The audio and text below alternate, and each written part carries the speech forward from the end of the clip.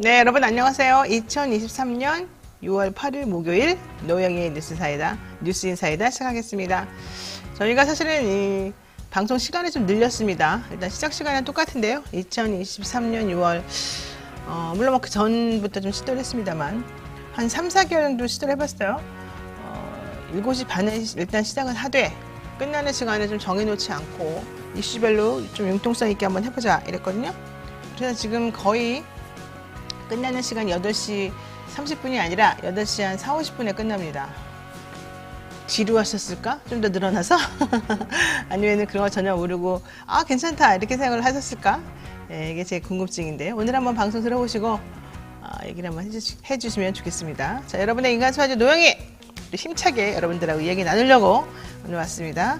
오늘 방송 내용 간단하게 말씀드리면 이진하 기자와 함께하는 뉴스픽 코너 준비되어 있고요. 이어서 이슈 3합 시간에는요. 김필성, 신정식 변호사와 함께하는 여러 가지 정치 현안 짚어보는 시간입니다. 생방송 중에 궁금하신 점 있으시면 언제든지 댓글로 남겨주시면 되고요. 노영희의 뉴스인사이다 본격적으로 한번 시작을 해보겠습니다.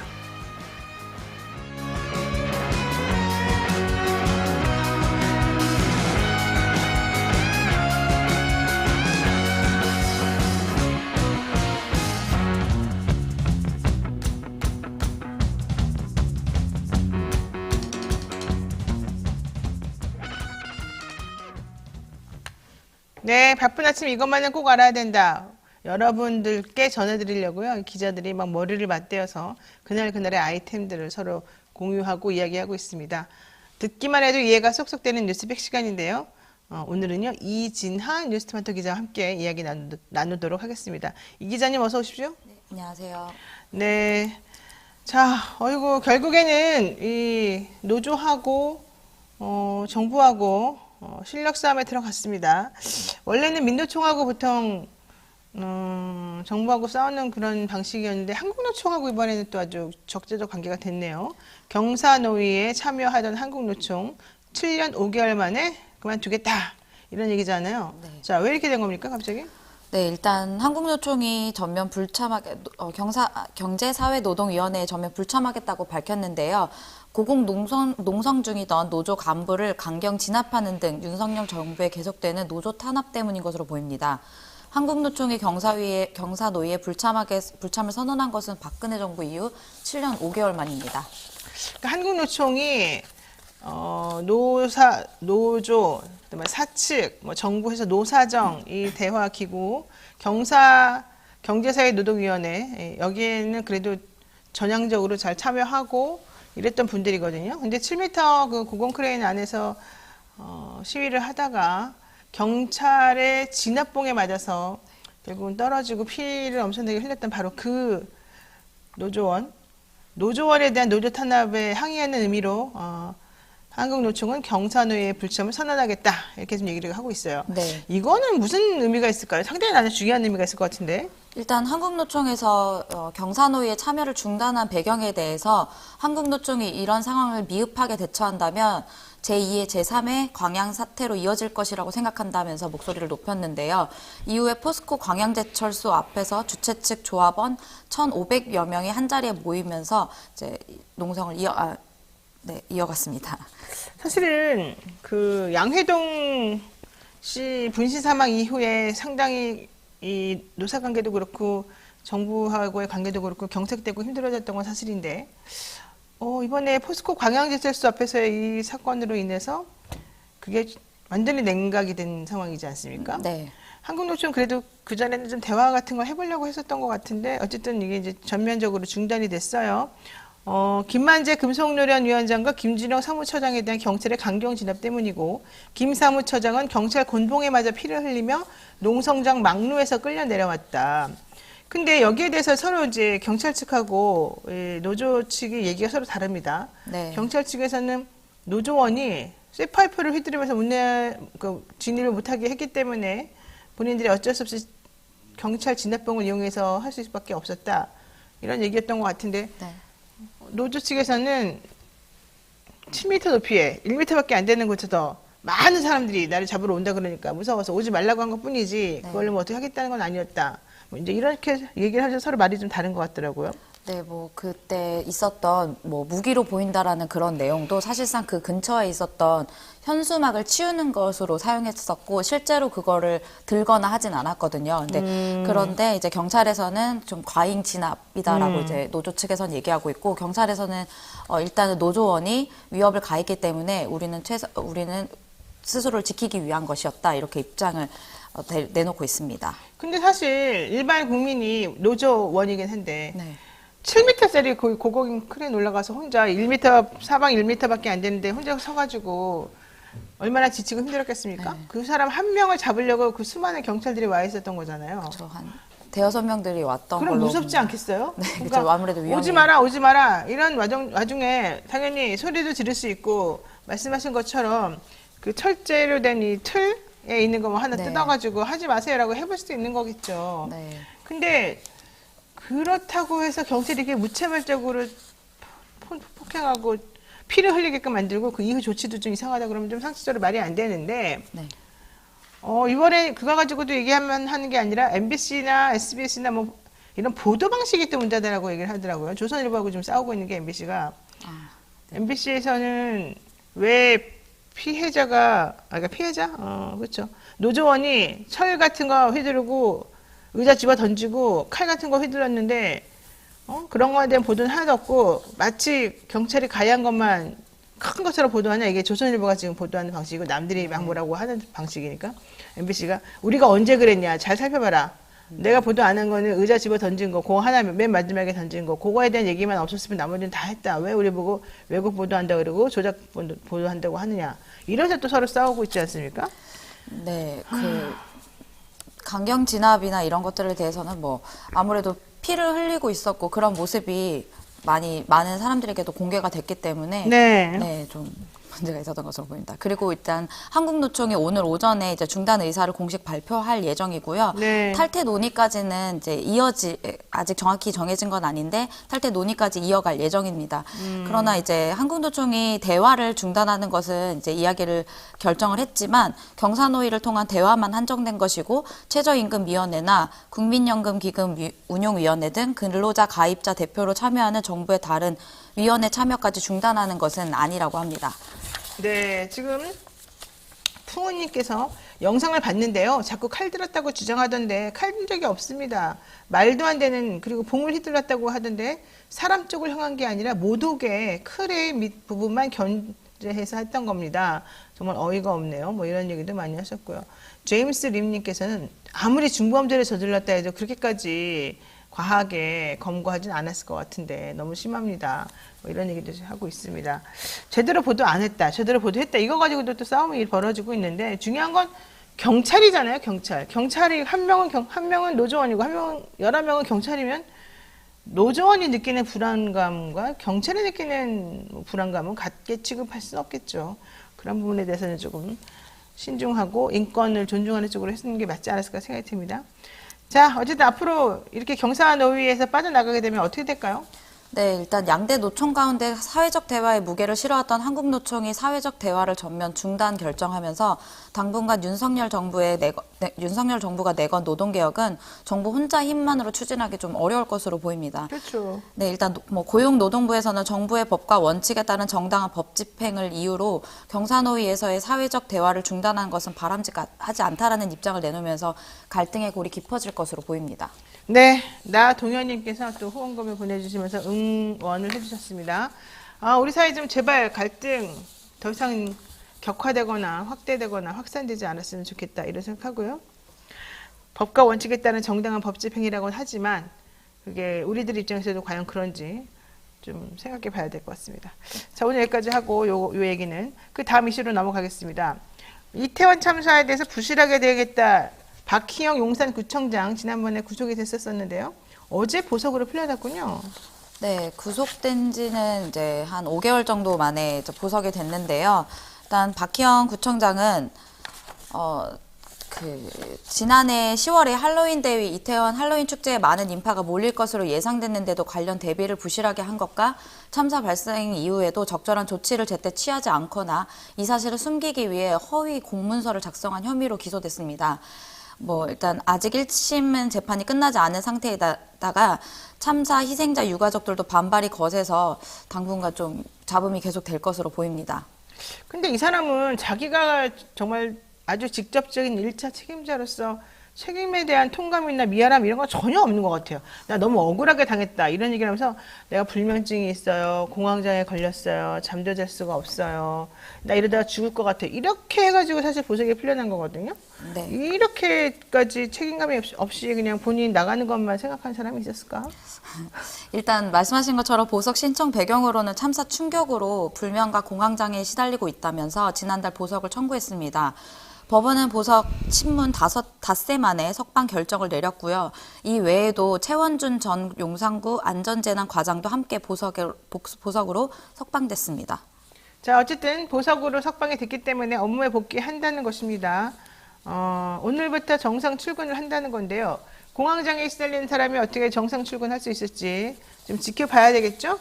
네. 이 밖에도 이태원 참사 관련자인 박성민 전 서울경찰청 정보부장 등 경찰 간부 2명도 나 좀 풀려나게 해주세요. 박희영도 나갔는데 나는 왜 못 나갑니까? 이러면서 지금 신문을 기다리고 있습니다.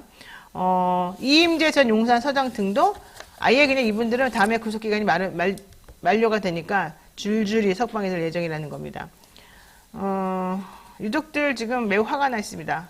사죄받고 싶은데 왜 도망쳤냐? 네. 왜 제대로 말 안 하냐? 이런 얘기인 것 같은데 만약에 우리 식구 중에 그런 끔찍한 사고를 당한 가족이 있다 그러면 얼마나 마음이 아프고 뭐 돌이킬 수가 없잖아요. 근데 그런 사태에 책임 있는 사람이 자기는 뻔뻔하게 돌아다니면서 아니라는 듯이 하면 나는 그걸 못 견딜 것 같기도 합니다. 자, 어쨌든 여기까지 해야 될 것 같습니다. 이진아 기자 오늘 수고 많으셨습니다. 네, 감사합니다. 네, 생방송 댓글 참여 계속 부탁드리고요. 저는 잠시 후 이슈 3합으로 들어가겠습니다.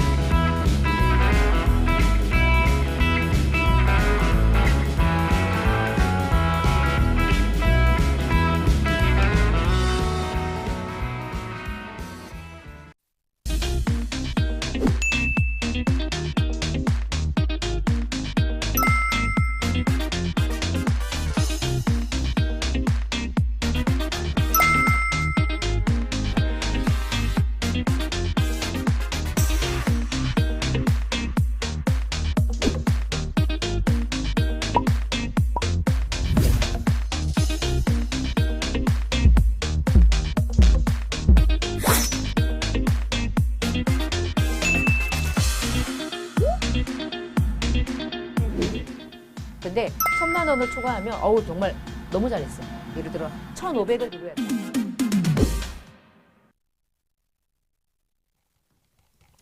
네, 우리들이 또 사랑하는 두 분의 변호사님 모시고 이야기 나누는 시간입니다. 톡 쏘는 정치 평론을 정말 맛깔스럽게 해주시는 두 분이죠. 시사 맛집 이슈 삼합 하는 시간인데, 자, 두 분 어서 오십시오. 신장식 변호사 그리고 김필선 변호사님. 네, 안녕하십니까. 네, 안녕하세요. 두 분은 호흡을 맞춘 지 오래돼가지고 사실은 편해요? 처음부터 뭐 불편하고 그런 건 없어요. 그러니까 불편한 적이 없어서. 아니, 편하냐고 물어보니까 불편한 적이 없다? 이거 심리학적으로 분석해서 말해줘도 돼요? 잘 모르겠습니다. 뭐 편하다는 얘기입니다. 예. 서로 악감정은 없으나 아주 친한 건 아니라는. 제가 알기로는 서로 다 존중하면서 친하게 지내는 걸로 알고 있습니다. 자, 오늘 두 분 모시면서 결국 이제 해야 될 건들이 많은데요. 우선 첫 번째 이슈 보겠습니다. 이슈 삼합 코너 속의 코너, 주간 용산에서 여의도까지 이겁니다. 오늘도 한 주간의 정치권을 뜨겁게 달궜던 장면이나 발언 등을 꼽아서 이야기를 나누겠다는 건데요. 자, 먼저 김필성 변호사님, 어떤 주옥 같은 장면을 가지고 오셨을까? 뭐 요새 계속 후쿠시마가 이슈니까 네. 후쿠시마 얘기 하나만 더 하겠습니다. 지난주 목요일 날, 그러니까 방송 이후에 같은 날 있었던 일이라고 일주일 하는데요. 전에. 네, 일주일 전에 있었던 일이라고 하는데요. 옥스퍼드대 어느 교수가 앨리슨. 네, 그분이 이제 후쿠시마 오염수를 마실 수 있다라고 얘기해서 좀 이슈가 됐잖아요. 네. 근데 일주일 전에 한국 원자력 연구원에서 못 마신다? 예, 실제로 못 마신다라고 이걸 냈습니다. 그러니까 지금 서로 이제 앞뒤가 안 맞은 거죠. 이게 사실 지금 계속 여론이나 이쪽에 언론 보도하는 걸 보면 후쿠시마는 안전하다, 문제가 없다는 과학적 입장. 거기에 대해서 문제를 삼는 것은 비과학적 입장이고 선동이다라는 쪽에 사실 여당 주장을 사실 그 언론이나 이런 쪽에서 받아서 계속 재생산하는 그런 느낌이거든요. 근데 실제로 과학적 기준에서도 자기들 과학자들끼리 말이 안 맞는 모습을 사실 보이는 것이고, 심지어 원자로 연구원 같이 국책연구기관 같은 경우에도 거기에 대해서 화들짝 놀라면서 이게 그 바로잡는 그런 모습을 보였단 말이에요. 그래서 과연 지금 국민들이 보기에 과학적으로 확실히 검증을 거쳐가지고 국민들이 믿을 수 있도록 그렇게 안전하게 진행되고 있는지를 의심할 수밖에 없는 상황이다라는 걸 단적으로 보여준 예가 아닌가 싶어요. 아유, 얼마 전에 이 후쿠시마 근처에서 잡은 우럭이라 그러나요? 네, 우럭. 우럭의 뭐 180배. 기준치의 180배가 지금 세슘이 나오고 4월 달에 잡은 놀래미, 여기에서는 12배의 그런 세슘이 나왔다는 거잖아요. 바로 그렇게 끔찍하게 벌써 방류하기 전부터 잡힌 애들도 이 모양 이 꼴이다. 이렇게 지금 보도가 있었는데, 그날 여당의 우리 성일종인가요? 우리 바다 지키기 TF. 네. 성일종 플러스 장관들, 확대 회의였어요. 관광해수부 아니죠, 과방위 장관하고 그다음에 그 해수부 장관하고 외교부 장관까지 와 있었습니다. 와가지고 다 먹을 수 있다, 괜찮다, 왜 이따 이 말 하는 거예요? 그리고 나는 그리고 난 다음에 충북대학교에 있는 무슨 교수 한 명이 약대 교수. 약대 교수인가요? 네. 자꾸 괴담하지 마라. 내가 먹겠다. 먹어라. 내가 먹어라. 아니, 그리고 앨리스라는 그 사람도 처음에는 뭐 1리터를 먹겠다는 둥. 그러다가 왜 그럼 그렇게 안전한데 일본에는 안 쏟아붓냐요? 그러니까 대답 못하다가 그럼 좋다, 내가 10리터도 먹겠다. 무슨 소리들 하는 거야? 나 절대 안 먹어. 이렇게 생각이 들 수밖에 없는 거 아니에요? 그 대책이 더 웃겼죠. 대책이 뭐였어요? 도쿄전력의 대책.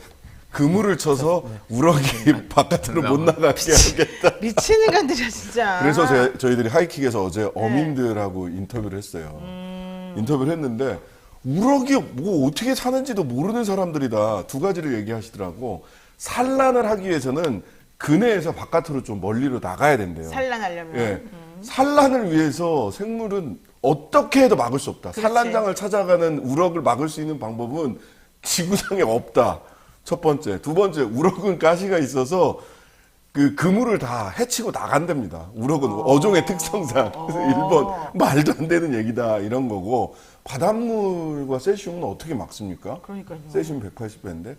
근데 왜 이렇게 원자력 업계가 그 뭐 석윤열 교수나 몇 분을 제외하고 전부 다 이렇게 얘기를 하고 하는가에 대해서 네. 이게 좀 여쭤봤어요. 몇몇 분들한테 여쭤보고 하니까 그거는 뭐냐면, 대통령이 왜 저러냐, 친일파라서 그러냐. 물론 그런 측면도 친일적 생각을 갖고 있다는 건 다 알잖아요.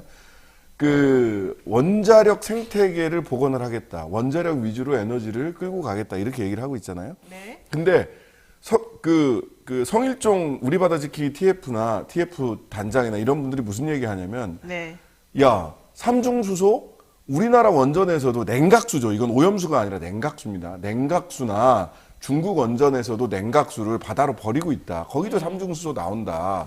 거기에 대해서는 아무 말도 안 하더니 왜 여기서 삼중수소 나오는 것 같고 뭐라고 얘기를 하냐라고 얘기를 하는데, 그 얘기는 역으로 뭐냐면, 이게 삼중수소나 세슘, 그 세스프리라고 제가 흔히 얘기하는 세슘, 스트론튬, 플루토늄 이런 것 때문에 오염수 방류를 막잖아요. 원전 오염수 방류를 막잖아요. 네. 그러면 이제 국민들이 그 다음에는 야, 냉각수 방류도 하면 안 되는 거 아니야? 라고 나아간다는 거예요. 이거를 미리 차단할, 그러면은 원전이 위험하다라고 하는 근본적인 문제로 나아가는 것을 방지하기 위해서 야, 오염수도 저렇게 오염된 거 버려도 괜찮아. 우리는 훨씬 안전하게 해서 냉각수 버리고 있어. 요렇게 가기 위해서, 이걸 막 방어하기 위해서 원자력가 똘똘 뭉쳐서 지금 얘기를 하고 있다는 거예요. 자기들도 위험하다는 거 안다는 거예요. 알아요? 안다고? 예, 알지만 원자력 업계 쪽에 계신 분들이 알지만 여기서 무너지면 네. 원자력 발전 자체가 이 환경적으로나 건강상 문제가 있다라는 점으로 당연히 나아갈 수밖에 없기 아니, 때문에 그게 사실이면- 이걸 방어하겠다는 거예요. 그게 사실이면 그게 좀 창피하더라도 나아가게 하고 우리가 안 다치고 안 아프게 해줘야 되는 거 아니에요? 자기들 기득권이 다 무너지는데 그거를. 자기 식구들도 먹을 텐데? 자기 식구들은 괜찮아? 일본에서 2011년 이후에 제가 일본 재벌들이 어떻게 사는가에 대해서 물어봤어요. 그리고 네. 확인을 했는데, 이 사람들은 일단 어떻게 하느냐, 자식들은 전부 다 해외로 내보내고요. 그다음에 후쿠시마에서 가장 먼 곳에 농장 자체를 구입했습니다. 웬일이에요, 진짜. 예, 그리고 흙을 수입해요. 한국이나 중국에서부터 흙을 수입해서 흙을 다 갈아엎고요. 거기서 자급자족한다고 합니다. 진짜? 예, 일본 부자들은 그렇게 살고 있어요. 우리 부자는 더 할 것 같은데. 그럴 수 있죠. 일단 자식들이 대한민국에 잘 없을 겁니다. 할 말이 없네, 진짜. 제가 이걸로 아까 얘기한 거 말고요. 사실은 며칠 전에 또 하나 주목할 만한 발언이 있었는데 네. 아까 이제 마침 세슌과 서밀종 그 우리 바다 지키기 검증 TF 위원장님 말씀이 나와서 네. 그분이 세슌 우럭이라고 보니까 무슨 말씀을 하셨냐면 세슌 같은 경우는 분자수가 많기 때문에 물보다 무거워 가라앉는다고 하셨어요. 세슌은 원소거든요. 세슌 원소고 이게 분자량을 말하고 싶었던 것 같은데 세슘은 분자량이 문제가 되는 게 아니라 원자량이 문제가 되는 케이스고 제가 이제 과학 얘기를 이게 좀 약간 과학 얘기긴 하지만 기본적으로 원자량 분자량이 물에 가라냐 아니면 물에 뜨냐를 결정하지는 않아요. 그러니까 우리 바다 이분이 지금 무슨 학위를 갖고 있는 걸 알고 있는데 우리 바다 TF 지키기 위원장이 과학적 얘기를 하신다고 하는 것들이 네. 실제로는 과학적으로 하나도 안 맞아요. 그러니까 지금 이게 계속 결국은 문제는 뭐냐면 네. 제대로 판단할 수 있는 정보가 부족하는 거고 과학적으로 판단할 수 있는 정보나 이런 것들이 공개되지 않는다는 게 사실 제일 중요한 거라서 여기에 대해서 과학적 분석이 가능한지부터 논의를 해야 되는데 지금 과학적으로 말도 안 되는 소리를 하면서 다 과학적으로 다 검증이 됐으니까 문제가 없다는 식으로 계속 몰고 가는 게 문제예요. 네. 자, 저는 어쨌든 그래서 놀래미 우럭 거기서 그렇게 엄청나게 많이 나왔다고 하는데 내가 그냥 충격받으면서 사실은 아침에 출근하고 가다가 그 보도를 들으면서 충격을 하고서 갔어요.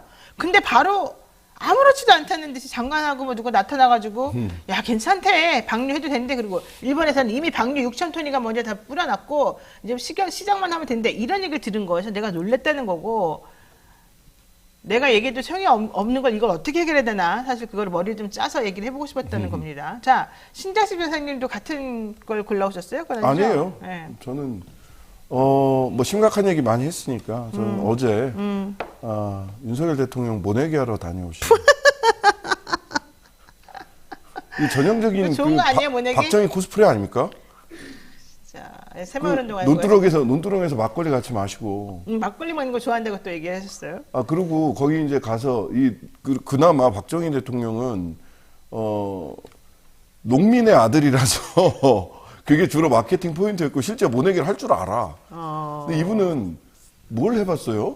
그렇지. 예, 뭐 해본 거 없어요. 그냥 이항기에 올라가 앉는 사진. 그 다음에 이제 막걸리 먹는다고 둘러 앉았잖아요. 네. 거기서 했던 얘기도 두 가지가 딱 걸리던데 하나는 취미생활이 뭐예요 하고 물었더니 열심히 일하고 시간 날 때 막걸리 먹는 거예요. 결국은 술이네. 막걸리 먹는 취미생활을 가진 대통령과 저희들이 한 시대를 같이 살고 계십니다. 취미가 뭐예요 했을 때 저 술 먹는 거예요 라고 대답하는 대한민국 국민이 몇 사람 있습니까? 알코올 중독자들도 그렇게 얘기 안 해. 이게 무슨 말입니까 뭡니까? 앞으로 대한민국 자기 파트너나 이런 분들이 술 먹고 들어오고 하면 취미생활 하고 오셨군요. 취미생활 하느라고 얼마나 노고가 많으셨어요. 취미생활 하면서 피로는 다 풀리셨어요. 이렇게 극진히 대답하시는 걸로. 대통령 취미생활이 막걸리 라고 말을 할 뻔했네. 막걸리 드시는 거라는데 이게 뭡니까 진짜. 그리고 거기서 또 한마디 합니다. 주워 들은 얘기하는 주특기가 있잖아요. 맨날 주워 들은 이야기. 쌀가루 가지고 복합 농촌이 돼야 된다. 쌀가루 제공을 해. 쌀가루로 이 농사만 그냥 질 게 아니라 쌀가루 농사를 져야 된다. 그러니까 쌀가루를 가지고 밀가루를 대체하자는 얘기가 쌀이 남아돈다 그것 때문에 나오는 아이디어 거예요? 수준에서 나온 게 있어요. 근데 이거 안 된다라고 하는 게 이미 업계에서 다 검증이 됐어요. 하도 정부에서 뭐라 그러니까 SPC에서 쌀가루 빵을 만들었는데 텁텁하고 맛없고 부풀어 안 오르지도 팔려, 않아. 안 팔려. 안 팔려. 그리고 우리 밀도 수입 밀을 대체를 못 해요. 물성이 다른 쌀가루 가지고 어떻게 밀을 대체합니까? 그 말도 안 되는 얘기를 어디서 주워 듣고 와서 그 자리에서 하는 거야. 그냥 조용히 막걸리나 드시든가요. 그래도 다행이다. 양주 안 먹는다 그래서. 비바람님, 이건 주어가 없습니다. 결론은 처목처목. 결론은 처목처목이네요. 자, 두 번째 이슈 제대로 보겠습니다. 이제 앞에 약간 가볍게 한번 얘기를 해봤습니다. 두 번째 이슈, 이거 되게 중요한 문제 같아요.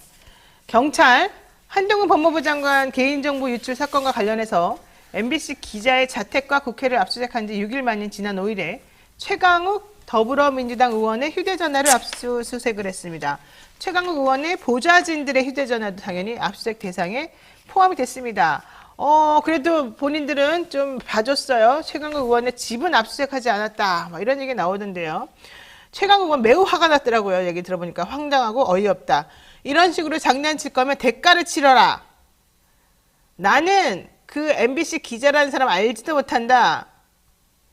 경찰에서 얘기하고 있는 거는 내가 제보를 받아갖고 이 김민석이라고 하는 무소속 예전에는 국민의힘이었던 구의원이 서모 씨를 고발했는데 그 서모 씨로부터 받은 자료를 찾다 보니까 뒤져 가보다 보니까 MBC 임현주 기자가 나왔고 MBC 임현주 기자 거 뒤져다 보니까 최강욱이 나오던데 이제 이랬단 말이죠. 근데 최강욱은 난 전혀 모르는 사람인데 무슨 짓이야 여기까지 나온 거야. 이게 현재 상황이에요.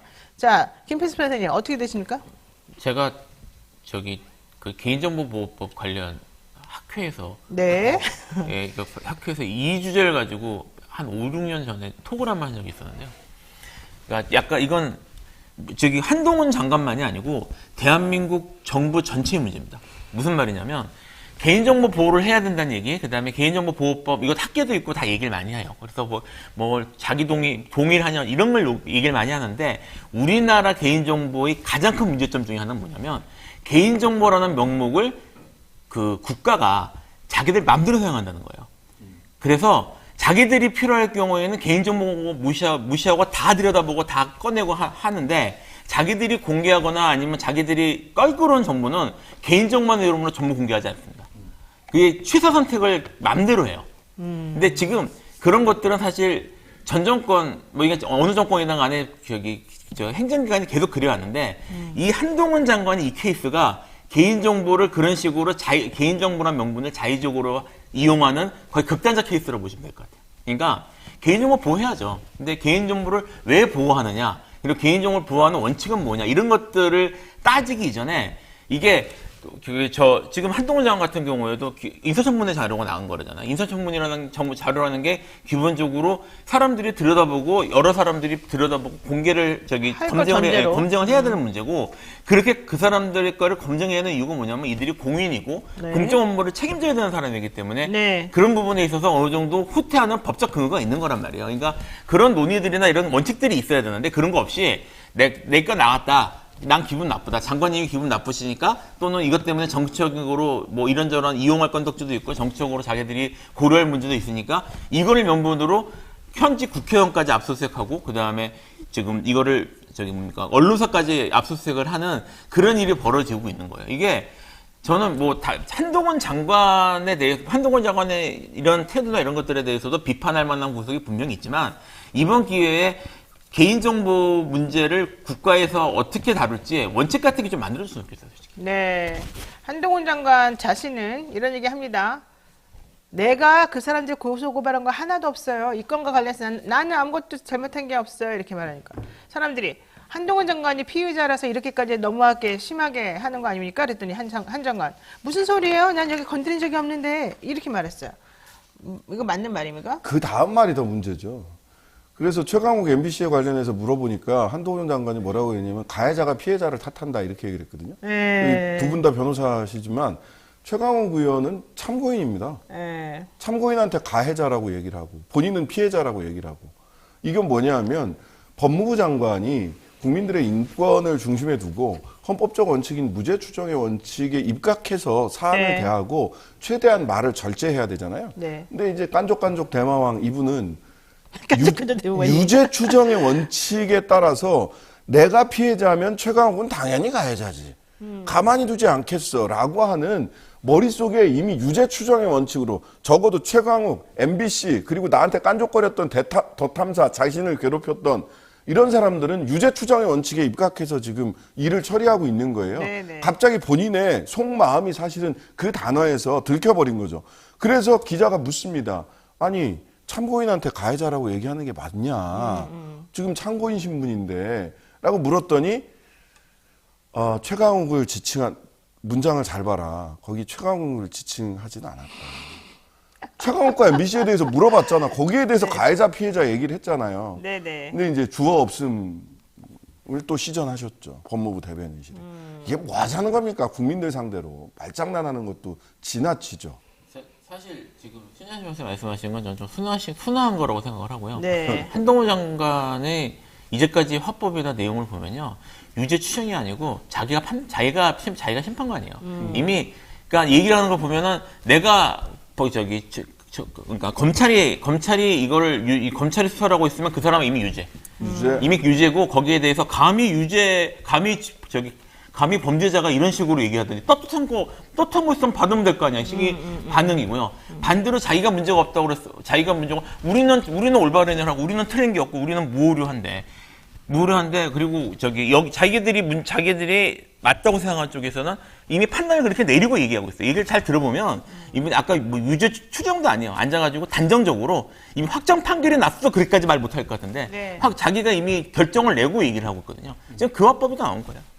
그러니까 항상 본인은 피해자, 그다음에 아무것도 확인되지 않은 본인이 찍은 그 사람은 가해자. 딱 가해자를 먼저 이렇게 턱 찍어놓고 네이밍 붙여놓고서 움직이는 그런 습관이 좀 있으신 것 같아요.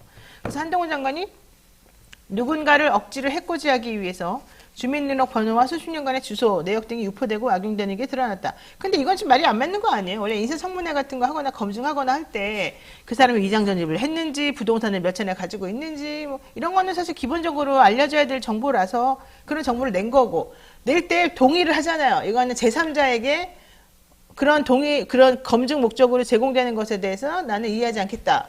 그리고서 넘기는 거라서 이게 기자와 국회의원이나 뭐 이런 사람들이 검증하려고 이것들을 가지고 들여다본다? 이걸 개인정보 유출이라고 볼 수 있는지 나는 그건 아닌 것 같아서요. 뭐 근본적으로 따져봐야 될 문제는 있습니다만은 분명히 그 개인정보를 받은 아마 법무부 그 당시 이제 법사위 의원들 네. 정도 수준, 의원실 수준에서만 제한될 개연성은 맞습니다. 근데 그렇게 제한하는 게 정당한가에 대해서 공적 인물에 대한 검증용으로 사용할 수 있는 개인정보의 범위를 들여다볼 수 있는 범위를 그렇게 제한하는 게 적절한가에 대해서 우리가 토론을 해볼 필요가 있죠.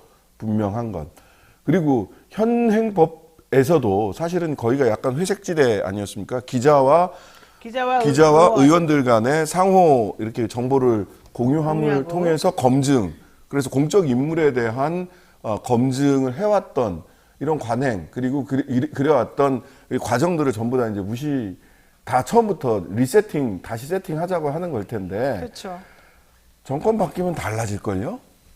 자기들이 정권 받고 청문회 대상 앞으로 보세요. 이제 이동관 얘기 곧 하겠지만 이동관 씨는 MB 정권 때 정말 요직에 다 있었거든요. 근데 단 한 번도 어디를 가본 적이 없는 데는 청문회에 있는 자리예요. 청문회에 있는 자리는 못 갔어요. 왜 그랬을까요? 근데 앞으로 이동관이 지명이 안 될 수도 있다고 저는 봐요. 최종적으로. 맞아요. 근데 뭐 지명이 된다라고 하면 청문회를 거쳐야 되는 자리잖아요. 그 청문회 앞두고 청문회를 무력화하기 위한 청문회 검증을 좀 무력화하기 위한 또 하나의 사전 포석도 깔려 있는 거 아니냐 이런 생각도 듭니다. 청문회를 저는 가야 된다고 봅니다. 청문회 가시고요. 한번 탈탈 한번 털어보시죠. 탈탈 털려가지고 정말로 본인이 그 자리에 앉을 자격이 있는지 한상혁과 비추어 본인은 언론이나 이런 독립성을 유지하기 위해서 얼마나 어떤 행동을 깔끔하게 잘 했는지 이런 것들 한번 얘기를 해주세요. 저는 그래서 그런 것들에 대한 우리가 한번 상황을 좀 제대로 알 수 있는 정보를 좀 줬으면 좋겠고, 뭐든지 그냥 이게 단순히 개인정보 주민들의 등본이 나갔다 안 나갔다 이것만 가지고서 판단할 수 있는 건은 아니라는 거를 좀 명심했으면 좋겠다 이런 얘기고요. 더 중요한 거는 장관님이 자꾸 너무 이렇게 하니까 좀 모양새가 빠져요. 솔직히 말해가지고. 그냥 정치하시지. 너무 시끄럽기도 하고 너무 모양새가 빠져요. 되게 오래 하셨잖아요, 장관. 이제 어느 정도 아니 그래서 하셨으니까. 그만하고 자기는 사실은 국회의원 나오고 싶은데 대통령이 야 장관은 2년 해야지 이랬다는 거 아니에요. 그래서 지금 주춤주춤 움직이지도 못하고 이러는 거 아니에요? 그 이복현 금감위원장하고 다르게 그분은 아, 나 원래 오래 해야 되는데 또 그쪽의 뜻이 나가라고 한다면 난 나갑니다. 이런 말 했었잖아. 근데 한동훈 장관은 오히려 나가고 싶어 하는데 야, 좀 2년 해야지. 이랬다는 것 같은데? 이복현 때문에 지금 가슴에 콩닥콩닥 뛰시는 분은 나경원. 그 자리 갈라고? 거기 경문고등학교 나왔거든요. 이복현 그 원장이. 동작에 온다는 거 아니에요, 지금? 경문고등학교 나왔어요. 어디 뭐 딴 데 이사 갔다라고 얘기도 나와가지고 그쪽 지역구에 있는 분들도 콩닥콩닥 했는데 이사 사실 아직 안 갔다. 참네요. 그래서 하여튼간에 그 동작구 지나가다 보면 나봉이 대모집 뭐 이런 거 있어요. 나경원과 함께하는 자원봉사자들 모집. 그런 게 있어요? 나봉이 대모집 하고 있더라고. 급하셨구나 이분이. 아이고, 자, 그만 내려와, 무능한 자식들! 이분이 5만 원이나 보내시면서 그만 내려와, 이 무능한 자식들아! 이렇게. 주어는 없습니다. 네, 후원을 해주셨고요. 주어는 없습니다. 또 하나는 그만 내려와라. 뒤도 안 말해 이제 무까지만 위험하니까 앞뒤를 다 잘라서 그만 내려와라 무야 이렇게 또 해주셨습니다. 아이 재치 감사드리고요. 자 어쨌든 중요한 건 뭐 그건 아닌 것 같긴 한데 자 지금 그 최강욱 의원 혹시 개인적으로 연락해 보셨어요? 아니요, 예. 그런 얘기 혹시 뭐 못 들었어요? 뭐라고 하는지 혹은 그 압수수색 해가지고 가져갔다는 게 뭔지는 좀 파악해 보셨어요? 핸드폰 가져갔다 그러던데요? 그러니까 핸드폰을 가져갔는데 거기서 뭐 나온 거 있어요? 그건 모르죠. 그건 아직은 뭐 포렌식하고 뭐 이렇게 해봐야 되고 또 유출해야 되니까 뭐가 나왔다는 걸 뭐 좀 기다려야 될 것 같습니다. 그리고 어쨌든 중요한 건 개인정보보호법 위반이라고 치더라도 개인정보보호법 위반은 거의 벌금 초범인 경우는 벌금. 벌금이잖아요. 근데 온갖 군데를 다 이렇게 압수수색하는 것도 괜찮습니까? 안 괜찮죠. 당연히 안 괜찮고 이거 저기 수사도 어쨌든 공권력 특히 강제성 공권력이 투사인데 강제적 수사인데 네. 당연히 비례 원칙에 맞아야죠. 그 원래 그러니까. 그거 할 때 저기 그 뭡니까 검찰 개혁할 때 나왔던 얘기 아니에요. 최소 침해 원칙. 예. 그 참고인은 피의자의 범죄 혐의를 소명하는 데 있어서 참고가 되는 사람이잖아요. 아직 피의자가 아니에요. 이거 안 범죄 줘도 혐의가 돼요. 소송된 어떻게 사람이 압수수색을 아니에요. 하지 참고인은? 참고인한테는 먼저 진술부터 받지 않습니까? 진술을 안 하고 협조 안 하면 그때가 보통 강제 수사를 하는 건데 강제수사 문제예요. 대뜸 참고인 압색부터 그리고 요즘은 국회 사무처나 국회의원실 들어가는 게 그냥 일상이 됐어요. 저 이거 어쩌다가 이렇게 됐지? 무슨 뭐 진보다리 맡겨놓은 진보다리 찾으러 들어가는 것처럼 그냥 아무 데서나 막 들어가요. 그럼 아무나 들어가도 돼요 이제. 이게 뭐 하는 짓입니까, 진짜? 그리고 관련해서 최근에 여러 번 얘기가 나왔는데 이 결과적으로 저기 가장 큰 책임은 법원이 져야 돼요. 맞아요. 강제 수사 이게 너무 쉽게 줘. 영장제도 자체가 그 법원이 거르라는 얘기거든요. 근데 법원 이건 지금 내기만 하면은 냈으니까 그냥 도장 찍어주는 듯한 수준으로 거의 이루어지고 있어요. 그것도 이제 1차 문제고, 그래서 법원에서 압색영장 실질심사, 사전심사를 하자라고 안을 냈다가 정말 난리가 났었죠. 난리가 나서 완전 검사들이 이렇게 두드려, 언론에서 이렇게 두드려 맞나? 검사들이 그럼 수사의 밀행성을 전부 다 뭐 하자는 얘기, 전부 다 훼손해도 된다는 얘기냐? 아니거든요. 이게 거짓말 논리예요. 압색영장을 사전심사를 하자라는 거 하는 거는 검사만 오라는 얘기입니다. 압색 대상자까지 불러다가 당신 이거 압색 받아도 돼, 안 돼? 이거 물어보자는 얘기가 아니에요. 그럼 밀행성이, 양쪽 압색을 당할 사람까지 불러다가 놓으면 밀행성이 훼손되는 거 맞죠? 그게 아니라 검사한테 이거 왜 압색 왜 하는 건데? 검사한테 이런 거 물어보자는 거예요, 검사한테. 검사한테. 그게 싫은 거야. 판사한테 내가 왜 그런 얘기를 아쉬운 당해야 소리를 해야 되냐. 돼. 아쉬운 소리 해야 돼. 하늘을 뚫고 올라가는 거지, 지금. 일개 법무부 외청에 불과한 자들이 사법부를 능멸하고 있는 거죠. 그러니까 사법부 판사님들께서 자기들에게 주어진 실력과 힘을 쓰십시오. 검사한테 야 와서 나한테 설명해 하지 말고 지금 있는 상황에서 가지고 왔어? 내가 보니까 이거 아닌 것 같아. 기각. 또 가지고 왔어. 야 너무 심하지 않냐? 기각. 본인이 그냥 기각시키면 돼. 그걸 뭘 자꾸 물어보려고 그래. 그러면 오히려 아무 검사 문제가 쪽에서 아이고 이거 가서 설명할 수 있는 시간을 주세요. 그렇지. 이렇게 바로 얘기할 그렇게 거예요. 나오지. 이렇게. 그리고 판사님들은 왜 이렇게 검사를 좋아해요? 변호사는 안 좋아하고? 검사를 좋아하는 건 검사가 뭐만 하면 그냥 다 오케이야. 세평도 모으고 그러시니까. 그게 좋아하고 안 좋아하고 정도가 수준의 문제가 내가 아니고 보기엔 좋아하는 것 같은데? 제가 겪어보니까 뭐 저기 검찰한테 어쩔 줄 몰라 하는 것 같아요. 그러니까 검사가 무슨 말만 하면 말도 안 되는 소리를 해도 그럴 수도 있겠군요. 변호사가 막 아무리 논리적인 말을 해도 아닙니다. 그건 당신의 독자적 견해, 일방적 주장에 불과합니다. 막 이러고 독자적 견해라고 우리 말은 듣지도 않고 그러니까 점점 어떻게 됐어요, 판사님들? 검사가 마음대로 하잖아요. 검사가 마음대로. 내가 갖다 줬는데 이거 좀 너 미진해 보이니? 미진한 거에 신경 쓰지 말고 내가 갖다 준 거에만 좀 집중해서 영장 내놔라. 이렇게 된단 말이에요. 이게 과연 맞냐고요. 하나도 안 맞는다고요. 그 얘기를 꼭 하고 싶었고요. 어쨌든 중요한 거. 이런 식으로 하면은 언론가 뭐 야당 뭐 어떻게 할 수 있겠습니까? 이제 힘도 하나도 없고 방법이 없어요? 왜 방법이 없겠어요? 난 이거 없는 오래 것 안 같은데? 가요. 아니, 오래 안 가? 저는 이랬으면 좋겠어요. 그 첫 번째 익숙해지지 말 것. 하나하나 따박따박 다 따져야 되고요. 두 번째 친일파가 된 그 이광수 등이 이광수 원래 민족 대표 33인 중에 한 사람이고 뭐 이런 등등 나름 독립운동 하셨던 분이잖아요. 근데 친일파가 된 이유가 뭐야? 한 30년 지나고 나니까 그냥 일본이 지배하는 세상으로 편하게 사는 게 나아. 독립은 안 온다 이렇게 생각을 하잖아요. 했었던 거잖아요. 근데 야 길다면 길지만 여긴 임기가 있네. 임기 전에 내년에 총선도 있네. 그러니까 지치지 말고 포기하지 말고 이게 제일 중요한 것 같아요. 따박따박 따지되 지치거나 포기하지 말 것. 이게 저는 중요한 태도고 그러면 저는 올 가을에 저쪽에서 예상하는 게 올 가을에 대규모 국민들의 대규모 행동이 있을 수도 있겠다라고 생각을 하고 있는 거로 저는 추정을 해요. 저도 왜냐하면, 알고 있어요, 그렇게. 예, 네. 왜냐하면 이거는 뭐 그쪽 정보를 들어서가 아니라 지금 시민단체 때리는 거, 그 다음에 노조 때리는 거, 방송사 잡두리 하는 거, 이런 게 전부 다 내년 총선 대비용이기도 하지만 올 가을에 뭔가 일이 있을 수도 있겠다. 오염수 방류 실제 시작된다고 생각해 보세요. 그럼 우리 국민들이 가만히 있겠습니까? 주말에 촛불이라도 들러 나오게 돼 있어요. 자, 보세요. 대법원, 지금 방통위에, 최민희 의원 국회 본회의 통과했는데도 지금 2달 동안 가만히 있죠. 왜? 임명 안 해. 임명 안 해주니까. 왜 임명 안 해주느냐? 이번에 방통위원장 제끼고 여당 몫의 사람이 들어가서 자기네가 3명의 구조를 만들어 놨을 때 김연하고 최민희를 바꾸겠다는 뜻이거든요. 김연하고 최민희가 좀 껄끄러우니까.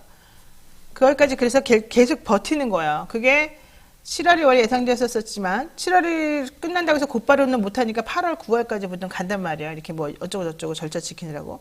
그 동안에 방통위 지금 거의 기능 제대로 못하는 거죠. 두 번째로는 김명수 대법원장이 제청한 2명의 대법관 7월에 그만두는 사람들을 대신하는 그 사람들 임명 안 한다는 얘기가 지금 계속 나오지 않고 있습니까? 김명수 대법원장은 9월 달에 또 그만둬야 됩니다. 그래요? 김명수 대법원장 9월 달에 그만두고 나면 또 역시 대법원장을 내놔야 되기 때문에 또 몇 달 또 쓴단 말이에요. 그게 바로 9월, 10월, 11월 이렇게 간단 말이죠. 그 다음에 이 언론, 이동관 허위물에 들어오네 만약에 이거 가지고 또 한 2, 3개월을 싸워야 됩니다. 청문회 하고 물고. 그게 몽땅 다 10월, 11월에 걸려 있는데 더 큰 문제가 있어요. 더 큰 문제. 여러분이 기억하시겠지만 특검이 2개가 걸려 있습니다. 11월, 12월. 지금 김건희 특검하고 대장동 특검 그 2개가 이게 법사위에서 나온 거라서 이 소관상임위원회에서 90일 있어야 된다. 이게 없어요. 상관이 없어졌어요. 그래서 올 겨울에 11월하고 12월에 얘네들은 올라갈 수가 있는 거예요. 이 패트에. 그래서 결론적으로 내년 4월 이제 되기 위해서 가장 움직이고 사람들이 옷도 벗고 새로 옷도 차려입고 이럴 때가 언제예요? 그게 이제 11월, 12월이 되잖아요. 자기가 나오고 싶은 사람은 공무원 그만둬야 되고 뭐 안 나오고 싶은 사람은 자리 바꿔줘야 되고 뭐 이런 게 있잖아요. 그 혼란과 정말 난리 나는 바로 그 타임에 모든 게 다 몰려 있다는 거죠. 거기다 후쿠시마 방류 그때쯤에 아주 그냥 피크를 이룰 거란 말이죠. 게다가 지금 중국하고 러시아하고 북한 심상치가 않아요. 지금 미국은 뒤에서 중국하고 지금 협상하고 있다는 얘기잖아요. 이게 총체적으로 다 그날 폭발할 수밖에 없는 거야. 내가 봤을 때는. 이거는 민주당의 문제가 아니라 국민의힘이 내부적으로 이제 공천 싸움이 들어가기 시작하면 지금이야 눈치 보고 나한테 뭐 좀 줄까? 하지만 그때 가서 윤곽이 다 드러나고 나면 이 정도 가지고는 해결이 안 될 거예요. 분명히. 왜? 굴러온 돌이 너무너무 많은 돌을 지금 박힌 돌을 다 빼내려고 하니까 사람이 못 견디거든요. 그러면 지금 내가 말한 몇 가지만 보더라도 어때요? 지금 걸려서 산적해서 폭발할 수 있을 만한 건이 너무 많지 않습니까? 그럼 저는 지금 대통령실이 지금 말씀하신 그런 여러 가지 복합적인 요소를 다 한 번에 판단해서 결정을 내릴 정도의 수준이라고 생각하지는 않고요. 네, 그런 걸 그렇게 복잡하게 생각할 것 같지는 않고 그냥 마음에 안 든다. 저기 뭐 여기에 대해서 내가 이렇게 하는 거에 껄끄럽게 걸리적거리는 것이 많으니까 정리하고 싶다. 이 정도 수준에서 생각하는 게 아닌가 싶어요. 그렇게 생각하는데 그게 쌓여서 그때 딱 터진다니까. 고를 수는 있겠죠. 이제 그걸 다 고려하고 할 정도. 이 사람들이 이렇게 막 체계적으로 이걸 예, 하는 건 이제까지 아니고. 하시는 걸 봐서는 그런 것 같지는 않고요. 아마 다 모아놓고 걱정이 되시면 막걸리를 드시거나 뭐 이런 쪽으로 해결하시지 않을까 이런 생각이. 아니, 그건 취미 생활이니까 막걸리는. 열심히 일하고 시간 나오면 사람들과 막걸리 먹는 게 저의 취미입니다. 어떻게 보십니까, 신 변호사님은? 예, 아니 저는 10월부터 한 12월 사이가 굉장히 중요한 시점이 중요하다니까. 될 걸로 보여요. 네. 예. 후쿠시마 오염수 방류도 뭐 준비 다 됐다고 했는데 이거는 과학적인 문제가 아니라 정치적인 문제거든요. 방류 시점을 정하는 것도 일본 그 기시다 총리가 지금 대한해협 크로스 했잖아요. 골든 크로스, 뭐 데드 크로스 말고 윤석열 대통령 지지율을 다 떼서 현해탄 건너, 대한해협 건너 기시다한테 다 붙여져가지고 20%밖에 안 나오던 지지율이 50%가 넘게 나오고 있어요. 그럼 기시다 입장에서는 지금 중의원을 해산하고 자기 파벌 사람들을 그 중의원으로 하원 의원으로 이렇게 많이 만들고 싶은 거예요. 그래서 지금 기시다는 그거를 고민하고 있다는 겁니다. 빨리 방류를 해놓고 시간이 좀, 왜냐면 방류하고 나면 일본에서 인기 떨어지는 건 맞습니다. 일본에서도 반대하는 사람들이 많기 때문에, 걱정이 있기 때문에. 방류해놓고, 중의원 해산하고 국회의원 선거를 할 거냐. 네. 아니면 선거를 해서 이겨놓고 그 힘을 믿고 밀어붙여서 방류할 거냐. 정치적인 문제예요. 예. 정말 이 권세라고 하는 게 사흘을 못 가요. 이 예쁜 꽃도 아무리 우리가 예쁘다고 해도 사흘 넘어가면 다 쭈글쭈글 시들시들해져요. 오래 유지하고 계신 분이 계시잖아요. 더 발전하시는 이 두 분을 보면 그런데 제 힘이 없는데 이런 그 이쪽 동네에 제가 그래도 좀 기웃기거리면서 느끼는 거는 사람들이 어쩜 그렇게 이럴 때 다르게 말하고 저럴 때 다르게 말하고 어떻게 이렇게 안 걸려있는 사람 하나도 없고 다 자기 안위를 위해서 이렇게 몸살이고 또 그걸 이용해 먹고 아휴 나쁘다 이 생각밖에 안 했습니다. 자, 기자와 현직 국회의원을 대상으로 이런 식의 압수수색하는가. 윤석열 정부 2기 내각의 국회 인사청문회에 대한 야당과 언론의 검증이 위축될 것이다. 특히 KBS는 수신료 문제가 매우 중요하기 때문에 만약에 수신료를 분리징수하겠다라는 현실이 아니라 그런 말만 나와도 지금 현재처럼 상당히 몸이 조금 경직될 것이다. 그런 데다가 어제 민주당에서는 고민정 위원을 중심으로 한 그 언론, 민주언론 특위 거기에서 KBS 수신료 징수, 분리징수 반대를 촉구한답시고 대통령실에 가서 종이를 주고 왔는데 우리 애들의 자세한 얘기는 이 안에 들어있으니 보시오. 뚜껑을 딱 열어봤더니 백지 2장 들어있었다는 거잖아요. 왜 그런 짓을 했어요? 본인 주장은 뭐 실수였다. 그래서 다시 작성해서 실수였겠지. 냈대. 네. 근데 그 사람들이 그러니까 다시 작성해서 내다니요. 실수였으면 원래 프린트가 되어 있어야 되고 그걸 들고 와서 그냥 넣기만 하면 되는데 갖다 주기만 하면 되는데 다시 서한을 작성해서 냈다. 왜 다시란 말이 나오지? 이제 이렇게 얘기를 하더라고요. 어저께 그 일은 해프닝이죠. 근데 해프닝이라 하더라도 너무 좀 쓰잘데기 없는 그런 오점? 실수? 이런 걸 해가지고 그럴 필요가 있어요. 근데 사실 최근 1년간 정치권 관련 뉴스들이 지금 말씀하신 그 정도 수준이었어요. 벌어지는 일들이 무슨 사실 그 전까지만 하더라도 코미디 프로그램들이 시사 뉴스에 밀린다. 시사 뉴스가 더 웃긴다. 이렇게 얘기를 했는데 이제는 웃긴 것도 아니고요. 무슨 허무개 뭐 그런 것 같아요, 진짜. 자, 그리고 이런 얘기도 있습니다. 일각에서는, 이거 제가 정확히 말씀드릴게요. 일각에서는 한 장관 자료 유출 수사가 조만간 진행될 이동관 특보의 인사청문회를 위한 것이다. 라는 관측이 나옵니다. 이제 이동관 특보, 걸릴 게 워낙 많은 사람이라, 이 사람에 대해서 어느 정도 그냥 욕하고 말 거는 인정하지만, 그걸 뛰어넘는 정순신이 지금 울고 있는 이동관 학폭 문제부터 시작해서 종편 만들어내는 과정에서의 문제, 이동관 씨가 그동안에 했던 여러 가지 부적절하고 불합리하고 이상한 행동들이 이제 아마 이리 갈고 있다가 다 까져 나올 거다. 이렇게 좀 보는 사람들이 많거든요. 네. 부적격이에요. 어디다가 재활용을 해도 그러니까 마음이 급하니까 이러는 거거든요. 제가 보기에는. 내 말 잘 들어주고 자기가 욕 먹어도 해줄 사람. 그러니까 기술자, 선수 불러야 되겠다. 기술자. 선수. 스핀 기술자. 선수 불러야 되겠다. 그래서 한번 해봤던 애 있지. 이렇게 부른 거예요. 그러니까 왜냐하면 6개월 전까지 이제 정리를 해야 된다. 10월 달까지 방송 쪽을 정리를 해야 된다. 마음이 급해. 그러다 보니까 흠 있는 사람도 그냥 갖다 쓰는 거죠. 야, 일단 선수 불러봐. 작업 잘 칠 사람 좀 불러봐. 야, 좀 작업 좀 쳐본 사람 불러봐. 이렇게 해서 이동관이 저는 픽이 됐다라고 생각을 하는데, 지금 나오고 있는 내용들이 취재가 되면 될수록 정말 이거는 학폭 수준이 아니라, 뭐 내용들 많이 나오잖아요. 둘이 놓고, 야, 너 얘 때려봐. 야, 얘 때려봐. 야, 그렇게 때려서 되겠어? 하고서 자기가 때리고. 침대에 눕혀놓고 때리고 일주일에 막 2-3번씩 때리고 밟고. 한 번 하면 5분씩 이상 때리고. 탁자에다가 300번 머리를 찍게 했다. 난 아니, 처음에 오탄 줄 알았다니까. 미쳤나봐. 근데 문제는 학폭위가 안 열렸다는 거고, 그 다음에 열리지 말아달라 그랬다면서요. 예, 이동관 씨 부인이 가서 바로 그 빌었잖아요. 문제 제기했던 교사들 명단 달라고 하고. 학기 말까지만 이동관 학폭 처리 부탁해요. 김승유 알아볼게요. 이랬다는 거 아니에요. 김승유가 하나고 그 이사장이고 하나금융지주, MB랑 고대 동문 하나금융지주 회장이었죠. 근데 이제 또 어제 이제 장윤성 기자랑 뉴스하이킥에서 얘기했던 것 중에 핵심 중에 하나는 뭐냐면, 서울교육청 특별감사를 했고 교감이 학교폭력 발생 사실을 알고도 학폭위를 열지 않은 미개최, 이거 문제다 해서 경고해라. 그리고 동시에 서부지검에 고발도 했더라고요. 근데 왜 아무것도 안 됐어요? 예, 안 됐어요. 무혐의 처분을 합니다. 한 1년 정도 그냥 손에 들고 있다가. 근데 참 이렇게 모여서 왔다 갔다 몰려다니기도 쉽지 않은데, 무혐의 이 사건을 수사했던 사람이 누굴까? 손준성 검사입니다. 그러니까. 그 다음에 최종적으로 무혐의 처분했던 사람이 누구냐? 김도균 검사인데요. 김도균 검사는 2018년에 윤석열 중앙지검장 시절에 형사 6부장. 예, 윤석열 패밀리예요.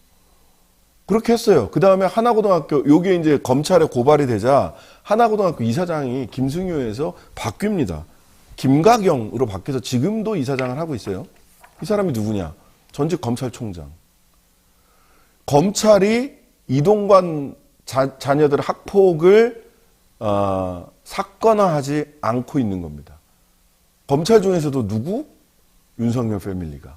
요렇게 아주 공교롭게 요렇게 보이도록 희한하게 그 자리에 딱딱딱 그분들이 계시더라. 그 사단들이 다 있는. 예, 상의를 했는지 안 했는지 저는 그런 얘기 한 적도 없고요. 주어도 없어요. 어쩌면 이렇게 공교롭게 그 길에 그분들이 계실까 궁금하다.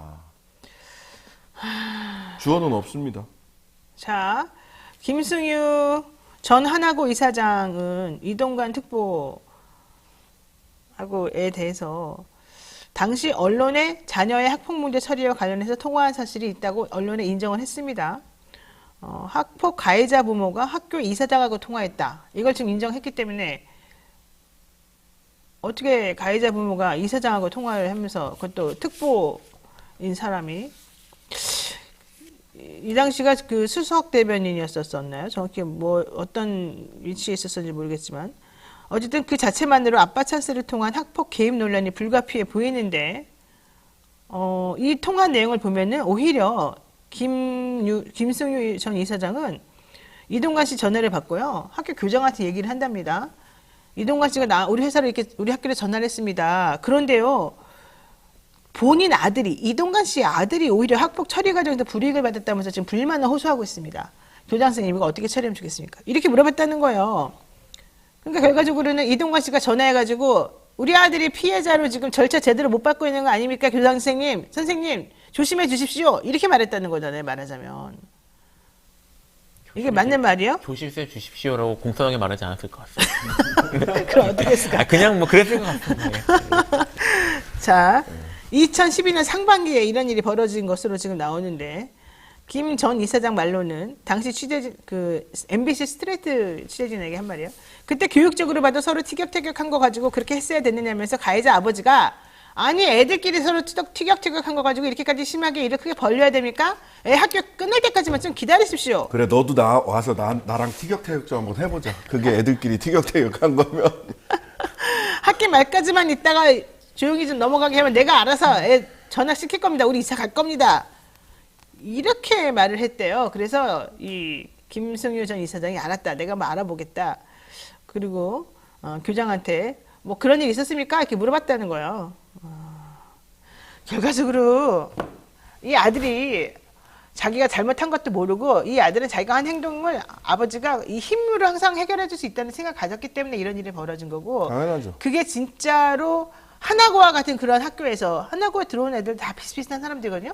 귀족 학교죠. 이동관 같은 사람만 들어가는 게 아니에요. 이동관 같은 수많은 아버지 어머니들이 다 거기 있어요. 그런데도 이 동네에서도 이 정도로 뻔뻔하게 나올 정도였다면 사실은 이게 웬만큼 봐줘야 된다고 생각하지 않고서는 대담하게 봐주지 않은 거는 아니다. 이렇게밖에 생각 안 할 수가 없습니다. 근데 이제 지금 이 건에서 지금 피해자들이 취재가 안 됩니다. 피해자들도 그때 당시에 합의를 봤다면서 처벌을 원하지 않았다는 얘기가 나와서 네. 바로 그 부분을 한번 확인해 봐야 되거든요. 피해자들도 잘 안 되고요. 그때 이제 문제 제기를 했던 하나고의 젊은 교사들이 세 분이 계신데 이 젊은 교사 세 분들도 굉장히 어려워하고 있어요.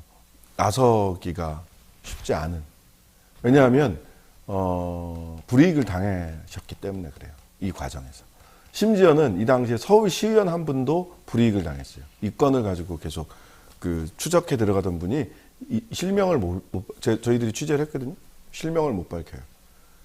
왜냐하면 이걸 가지고 감사 보고서를 이게 서울시 교육청에도 다 이렇게 공개화됐던 감사 보고서를 교사 한 분한테 이거 저도 좀 보여주세요 해서 보내줬다고 해서 공공기밀 누설죄로 수사받으셨어요. 서울시의원이 당시. 근데 수사를 받다가 이 사건이 사그라들자 당신 이제 피의자야 하고 통보를 받았는데 한 번도 조사도 안 받고 근데 그냥 사건이 불성립으로 종결돼 버렸다는 거예요. 이 사건이 수그러들자 학폭 사건이 수그러들자 그래서 검사랑 싸우는 거 무섭다. 그걸 이제 드디어 깨달으셨군요. 우리는 맨날 하는 건데. 2015년경에 깨달으신 거지.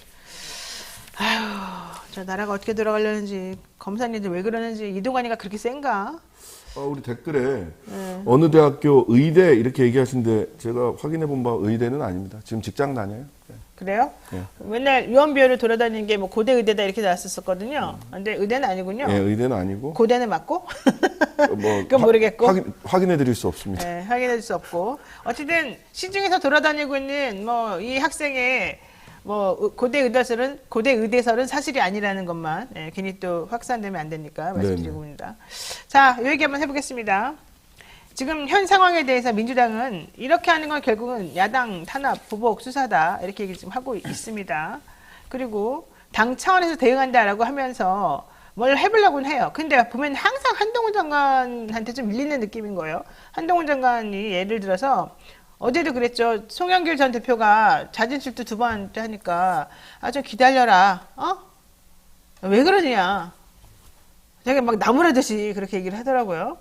한동훈 장관은 모든 이슈에 자기가 항상 코멘트를 일일이 달면서 이런 얘기를 해요. 자기가 어른이야. 그래가지고 남들이 하는 모든 행동에 대해서는 좀 기다려. 왜 그러니? 우리가 알아서 할 거야. 저 사람 이상한데? 예? 뭐 이런 식으로 행동을 한단 말이에요. 이거 어떻게 보세요? 일단 아까 말씀드린 기본적으로 제 생각인 전적으로 제 생각이긴 합니다만 본인이 최종 판단을 하는 사람이라는 생각이 있는 것 같고요.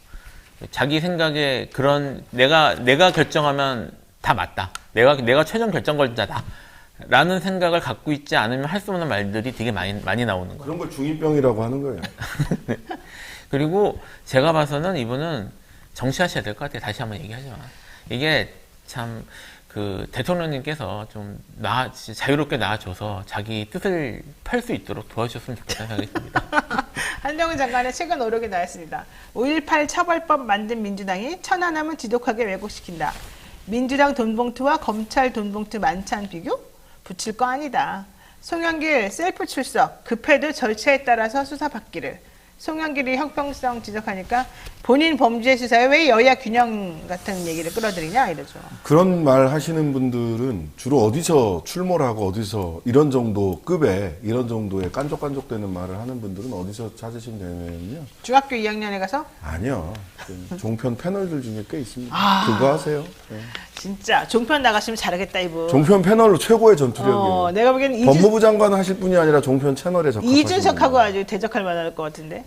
이게 조금 진지하게 얘기를 하면요. 지금 이 말들이 전부 현직 법무부 장관의 입에서 나오는 거잖아요. 그러니까요. 사실 수사 개입이에요.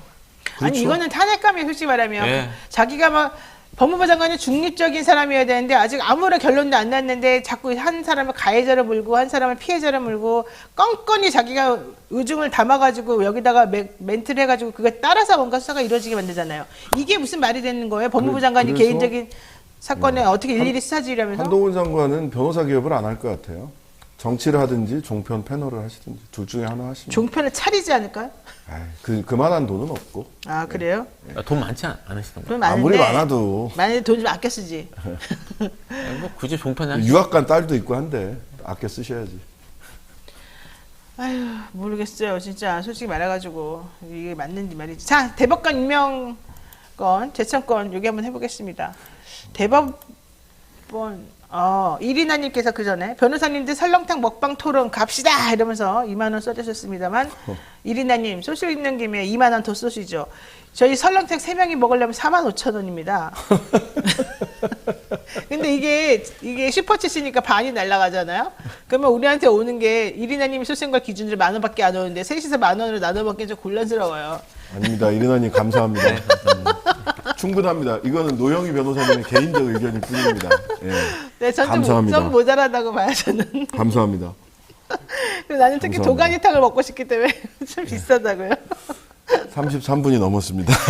네, 이거 하겠습니다. 요즘에 시간에 민감하십니다, 우리 신장식 저기 변호사님. 네.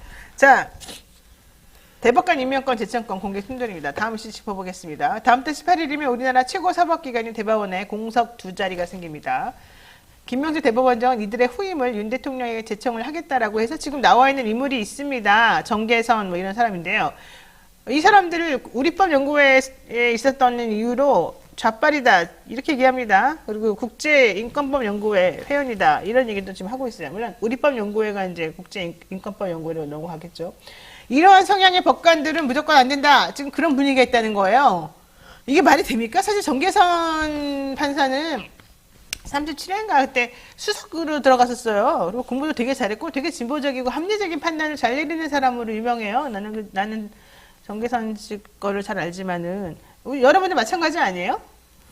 아니 뭐 저는 개인 평을 하고 싶은 게 아니라 저는 언론에 재청도 안 했는데 그러니까 김명수 대법원장이 이미 거부권이라고 처음에 얘기했어요. 이거 맞아요. 너무 거부권이라는 한심해서 말도 없어 사실은 거부권 없어요. 네. 대통령에게 주어진 거부권, 그것도 이제 법률 용어로는 제2요구권 딱 하나예요. 동의, 법률에 대한 겁니다. 법률. 국회가 통과시킨 법률에 대해서. 근데 이것도 제2요구를 하면 과반 출석이 3분의 2 찬성이면 대통령이 그거는 거부할 수도 없어요. 근데 무슨 마치 권한이 있는 것처럼 거부권이라고 TV조선에서 처음에 보도를 하니까 다 거부권이라고 따랐어. 그 다음에 살짝 바뀐 게 뭐냐면 따옴표 거부권으로 바뀌어. 이것도 거짓말이에요. 다 눈속임입니다. 마치 대통령이 권한을 행사하는 것처럼. 그 다음에는 아까도 나왔는데 KBS 반려 이렇게 얘기해요. 이것도 안 맞아요. 이건 뭐냐면 사보타주입니다. 그렇지 아무것도 안 하고 절차 이행을 하지 않는 거예요. 국회의 동의를 요구하지 않으면 돼요. 예. 그 방법은 아까 말씀하신 대로 원래 대법원장이 제청을 하면 대통령은 국회로 넘겨서 청문 및 동의 절차를 거치게 돼 있는데 대통령이 대법원장이 이 서류 딱 주면 해가지고 주머니에 넣어놓고 국회를 안 넘기는 거예요. 그냥 사보타주예요. 대통령의 사보타주 이래도 되나? 삼권 분립 흔드는 대통령. 기사 제목이 이렇게 나가야죠. 뭔 거부권이야. 자 어쨌든 제가 보기에는 사보타지를 할 것 같아요. 워낙 또 썩 부지런해 보이진 않기 때문에. 자, 그러면 이제 중요한 건 그렇게 하면은 안 된다라는 비판들이 이제 많이 나올 거잖아요. 근데 그런 건 이제 무시하고 그냥 넘어가겠죠. 그러면서 언제까지 버티겠느냐? 9월. 김명수 대법원장의 임기가 끝나는 9월까지 버틴단 말이에요. 그리고 나면은 곧바로 누가 들어오느냐? 김명수 후임으로 김명수 대법원장의 역할을 할 수 있는 윤석열 대통령이 좋아하는 상형의 사람이 그 자리를 차지하겠죠. 그러면서 그 사람이 제청을 하겠죠. 자기가 원하는 사람으로. 그러니까 대법원장의 가장 큰 권한은 제청권이란 말이에요. 제청권. 자기가 원하는 대법원장 후보를 제청해. 그럼 이번에는 대통령이 좋아가지고 오케이 해주겠죠. 그럼 물론 이제 그때 국회에 자기네 그 국민의힘 사람들 다 넘겨가지고 하겠죠. 그래가지고 정리가 되게끔 만드는데 바로 그 시기가 10월, 11월이란 말이에요. 그 시기가. 그렇게 되면 현실적으로 제가 아까 말씀드린 것처럼 10월, 11일에 산적해는 수많은 것들이 한꺼번에 터질 수밖에 없어요. 왜? 자기가 좋아하는 사람은 꽂아놓고 자기가 싫어하는 사람은 배척하려는 게 너무 꼼수가 보이잖아. 거기에다가 이제 한상혁 방통위원장 문제까지 터져가지고 이 대한민국의 정말 중요한 그리고 중앙선거관리위원회 건도 터져요. 그때 가면 내가 보면 내가 결단코 말하는데 선거관리위원회 건 터지고 대법원 건 터지고 방통위 건 터지고 권익위원 것도 터질 거예요. 전현희 권익위원이 가만히 있지 않아요. 이제 더 이상. 왜냐면 감사원 감사가 이상했다는 게 나오니까. 그리고 나면 특검 2개 올라가죠. 그리고 나면 총선 때문에 공천 싸움 벌어지죠.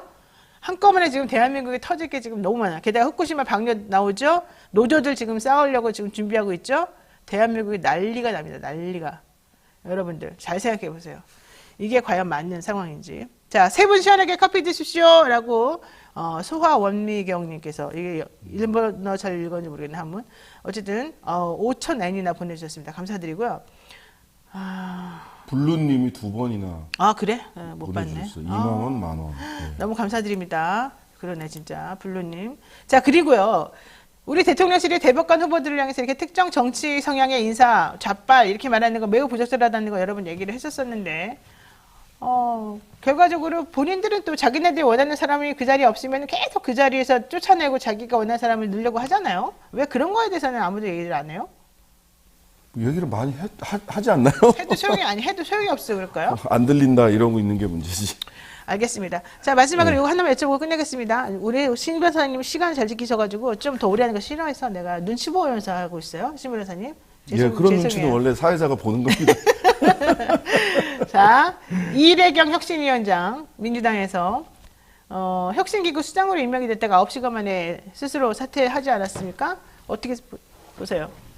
뭐 사실 지금 아마 지금 이제 그 하자마자 몇 시간 내에 엄청나게 여론이나 인터넷에서 다 시끄러워가지고 그만뒀는데 그게 지금 그렇게 시끄러울 만한 일이었는지 좀 사실 저는 좀 의문이 들어요. 그게 뭐 지금 민주당 혁신위를 맡을 게 적임자인지 아닌지에 대한 결정하는 중요한 기준이 되는 것인지 이런 것들에 대한 문제는 될 수는 있는데 제 생각에는 이게 아마 민주당 대표 이재명 대표는 이게 문제될 거라는 걸 그래서 미처 생각을 못하고 임명을 했던 것 같고요.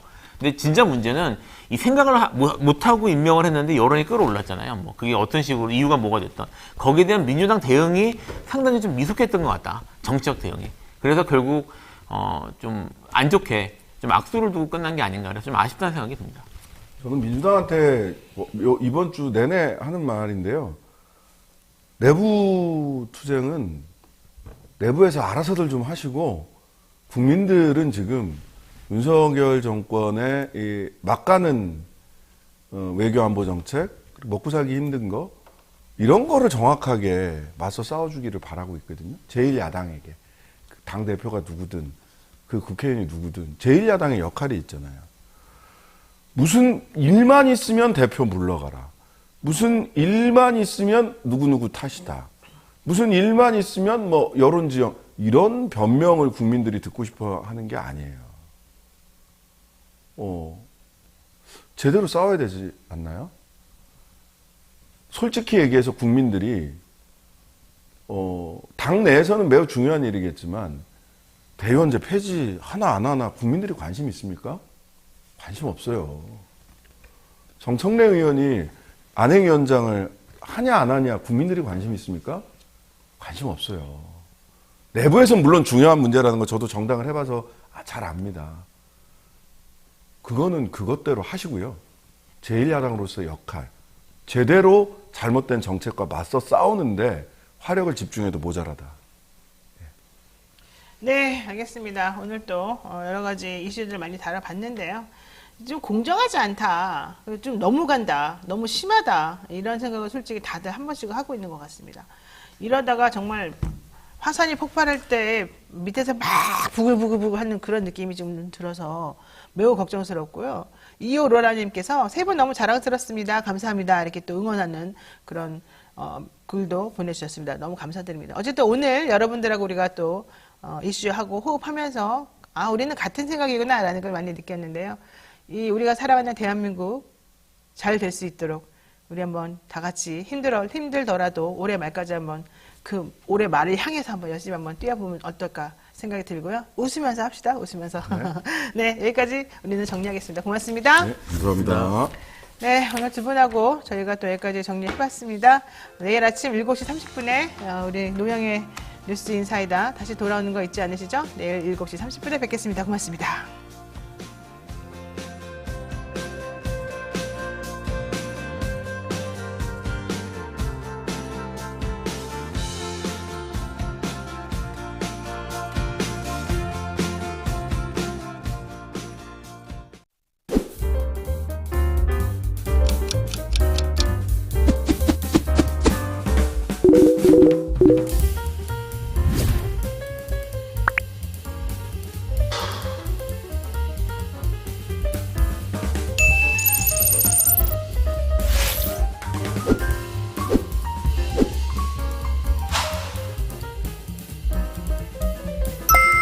그리고 뒤에 아니요 도시에 또 들어갑니다. 또 일정 기간 국적 관계없이 다시 한번 볼 수가 있어요. 그러면 민법으로 간다.